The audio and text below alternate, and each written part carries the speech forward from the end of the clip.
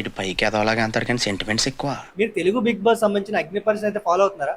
నిజంగా చెప్పాలంటే నేను దాని మీద పెద్దగా రియాక్ట్ అవ్వకూడదు, అసలు వీడియో చేయకూడదు అనేది నేను తెలంగా అనుకున్నా. ఇది షో స్టార్టింగ్ ముందే.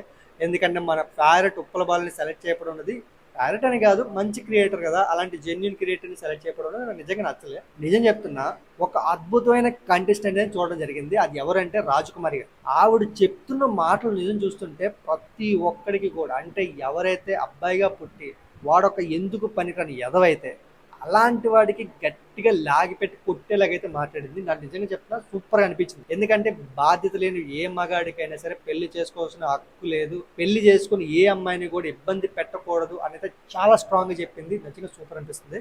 ఇంకా రాజకుమారి గారి గురించి మాట్లాడుతుంటే కంప్లీట్ గా ఆవిడ ఒక మాట తీరు కానీ ఎక్సలెంట్, చాలా స్ట్రాంగ్ గా మాట్లాడుతుంది, జెన్యున్ గా ఉంది.